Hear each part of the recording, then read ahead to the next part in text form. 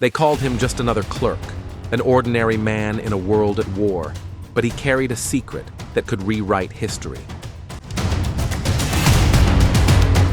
One man, armed with nothing but lies, was about to convince the deadliest army in the world that its worst fears were real, and its safest options were false. Hitler believed him, the Allies relied on him, and yet no one knew he even existed. This wasn't just espionage. It was a carefully constructed illusion so convincing that it would shape the outcome of the war. On the morning that would later be called D-Day, something strange unfolded inside German command rooms. Reports arrived. Warnings appeared. Signals pointed to danger. And yet, nothing moved. Entire armies froze, waiting in the wrong place for an attack that never came. This hesitation did not happen by accident. It was the result of years spent shaping a story the enemy desperately wanted to believe. He was not a trained spy. He was not supposed to be involved in the war. He was an ordinary man who understood something terrifying about human nature. People don't follow truth. They follow what feels convincing. By mastering fear, expectation, and trust, he quietly rewrote history.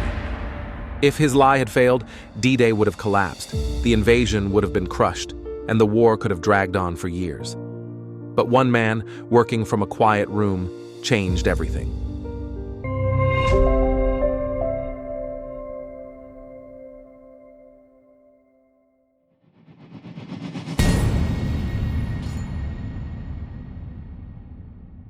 His name was Juan Pujol García. He was not born to be a spy. He wasn't trained. He didn't dream of secrets or codes. He was an ordinary man from Spain who hated war.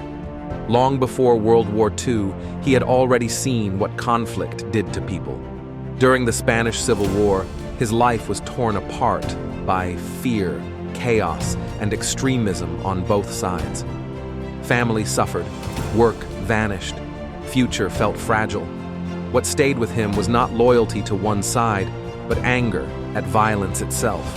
He watched neighbors turn on neighbors. He saw how ideas could make ordinary people cruel. When Europe began sliding into another massive war, Pujol felt something few did. He felt warning. He knew fascism spreading meant collapse. And while most felt powerless, he felt responsible. Not powerful, not heroic, responsible. But there was one problem. He had no rank, no influence, no access. All he had was his mind, patience, and a growing belief. Sometimes the deadliest weapon isn't a gun. It's the story people choose to believe. That belief would soon push him into a decision so risky it could have ended his life before the war truly began. When Pujol finally decided to act, he went to the British embassy. He offered his help, asking for nothing but a chance to fight fascism.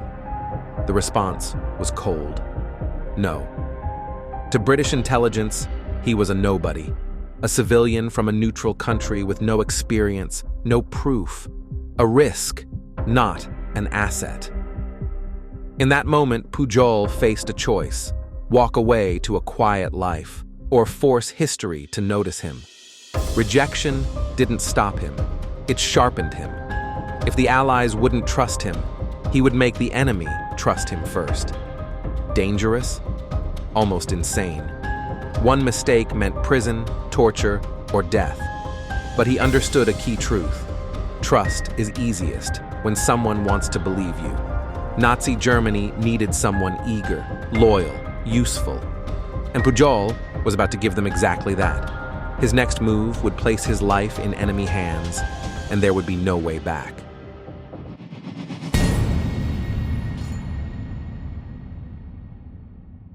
In the spring of 1941, Pujol walked into the German embassy under a false name. He didn't look like a spy. He didn't sound dangerous. He claimed to support their cause and help from the inside. Every word was a lie, but delivered with calm, confidence, and just enough passion to sound real. The risk was enormous. A wrong detail, a nervous pause, a wrong tone, and he would be exposed instantly. Yet the Nazis weren't seeking perfection. They were seeking belief. They needed eyes in Britain. They wanted loyalty. Pujol gave them that image. They tested him. And then, astonishingly, they accepted him. He was trained, funded, trusted. But there was a problem. He had never set foot in Britain. The Germans expected reports from places he'd never seen. Fail, and the lie would collapse. Succeed, and he'd be trapped inside it forever. Now, the lie was alive, and it demanded details to survive.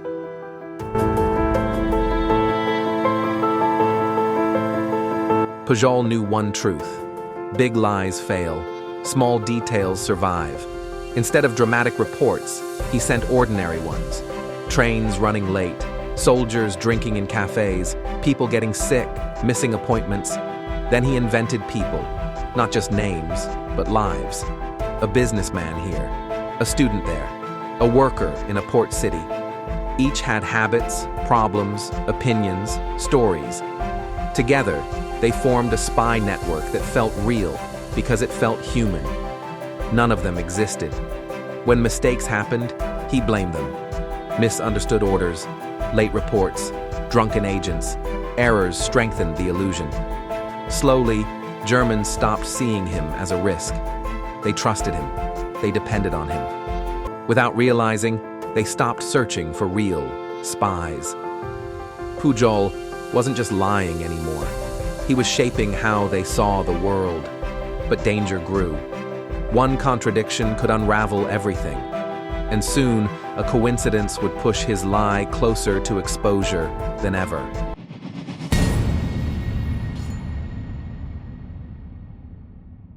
For months, Pujol sent harmless reports, useful enough to build trust, harmless enough to cause no damage. Then, by pure coincidence, he wrote about a military movement that actually happened. To German intelligence, it was proof their spy was inside Britain. To Pujol, it was a nightmare. If the British intercepted it, they'd assume a real German spy had penetrated their defenses. And that is exactly what happened. British intelligence panicked. They searched for this invisible network. They found nothing. The lie had grown teeth. Now, it was no longer under his control. Someone else was reading it closely, and that reader would soon realize something didn't add up.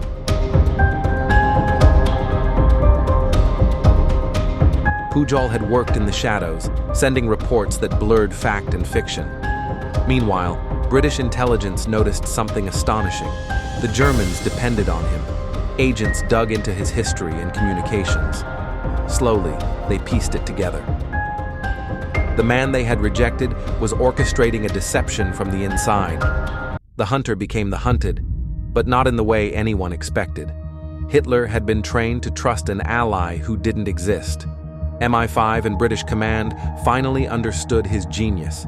Pujol had created a web of fictitious agents so convincing Hitler himself relied on it. Relief mixed with disbelief. Rejection had sparked his greatest success. But danger remained. One misstep and the consequences would be catastrophic, not just for him, but for the Allies. The stakes had never been higher.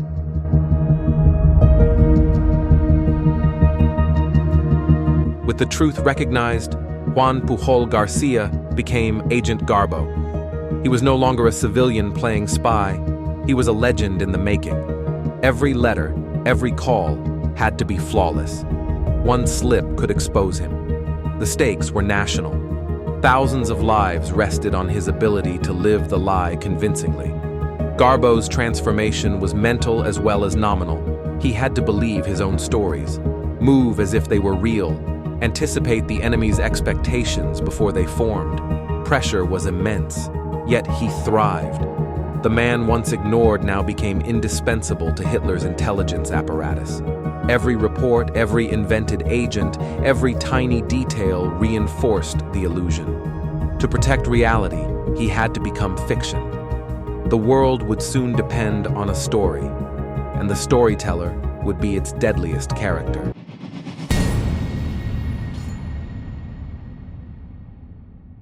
Once Garbo had a name, he needed absolute credibility.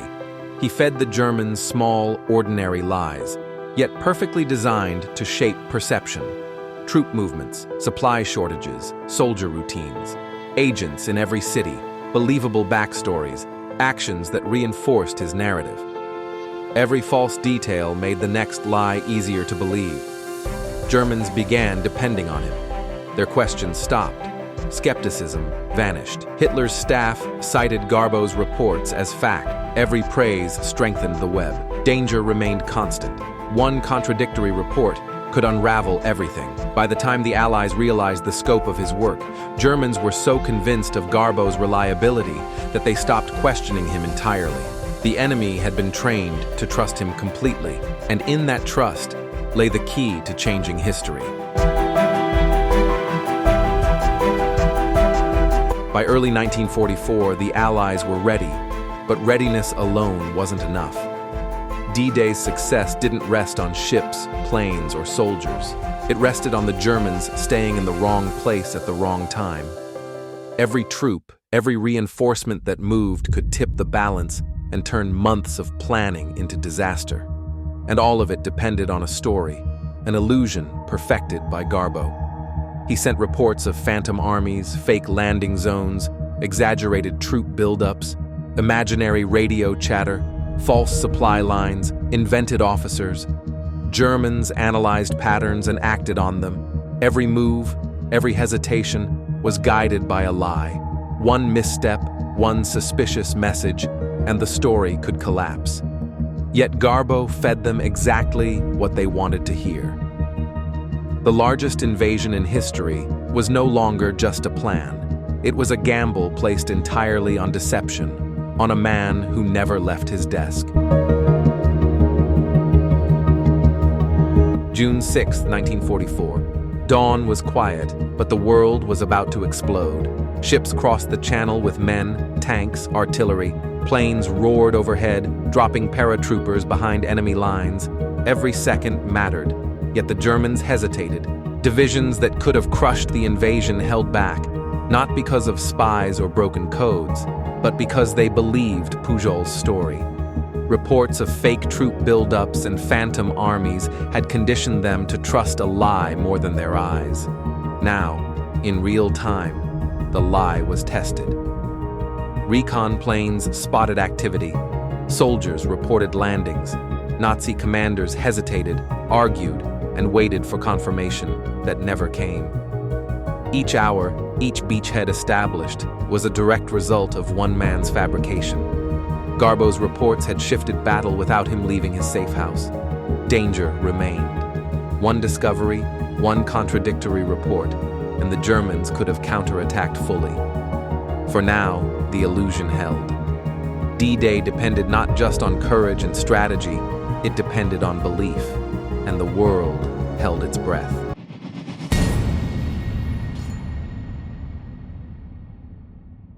In Nazi command, tension was unbearable.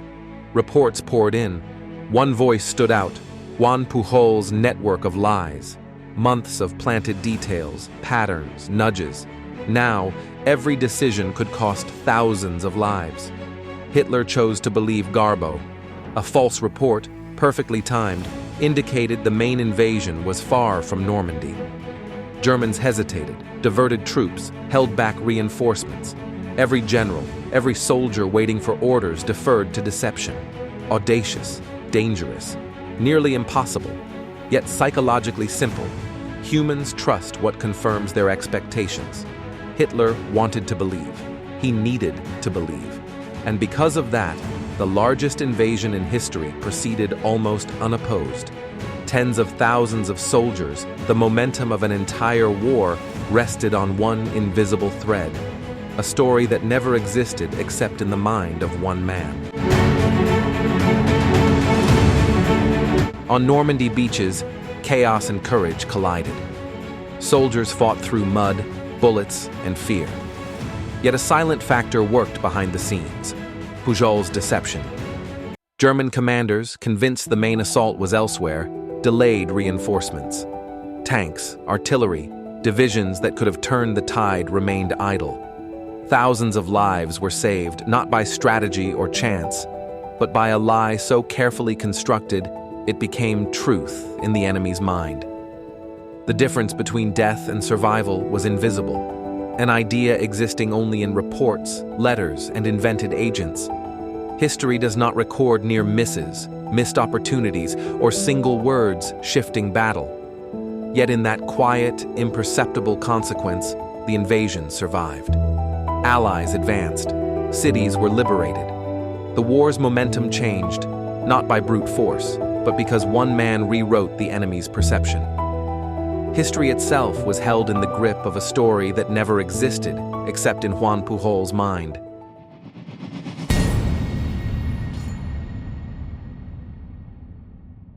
The only man in history decorated by both sides, a hero to the Allies, honored by the enemy he had deceived. When the war ended, Juan Pujol García emerged from the shadows, invisible yet immortalized. To the British, he was a master of deception, his work saving countless lives during D-Day. They celebrated his ingenuity, decorated him, chronicled his contributions. Yet the irony was astonishing. The Germans, who had trusted him completely, also praised his loyalty, a loyalty that had never existed. One man walked a thin line between friend and foe and earned recognition from both sides of a global conflict. What does it mean to be a hero in a war defined by lies? Loyalty by belief or action? Pujol's story forced observers to confront a deeper truth. Morality and courage are not always obvious. Sometimes the person who deceives everyone also saves the world. In that quiet, contradictory honor, his life and history itself became clear. A man who lied to survive, strategize, and protect humanity, celebrated for all of it. A man who lied to save the world, remembered for courage. After shaping the outcome of a world war, the greatest danger Juan Pujol García faced was being discovered. Not from bullets or bombs, but from curiosity and fame. People wanted to know who Agent Garbo really was. The British urged caution. The Germans, if they discovered the truth, could react with anger or shame. Pujol knew the only way to survive was to disappear entirely. He faked his death. The world believed he had vanished. Friends and colleagues were bewildered. Newspapers reported his end. Yet he lived quietly, under a new name, in a new country, blending into ordinary life as if he had never existed. The spy who manipulated empires now wielded the ultimate power, anonymity. His life became a shadow, a legend without a face. In that silence, he found freedom. The freedom to live without fear, expectation, or the weight of history pressing down. The man who shaped a world war existed only in memories, reports, and faint traces of deception. Untouchable, unseen, unforgettable.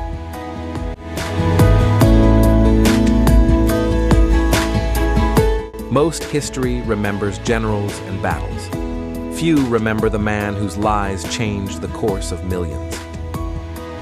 Juan Pujol García's story reminds us that reality is fragile, shaped as much by belief as by force. One man, armed with cunning, imagination, and courage, altered the fate of millions. Today, in a world flooded with information, where trust is tested daily, his life speaks to the power of perception, the danger of assumptions, and the influence of one determined individual. Lies, crafted with purpose, can protect lives. Truth, ignored, can cost them. In quiet corners of history, heroes often remain unseen, their deeds hidden, their faces unknown. Agent Garbo vanished, but his lesson lingers. Even in chaos, intelligence, creativity, and subtlety can shift the course of events. What impact could one person make if they dared to act, even in the shadows? Share this story. Reflect on it. Remember, history is written by those brave enough to act, even unseen. This is Story Ground, where the past isn't just told, it's understood.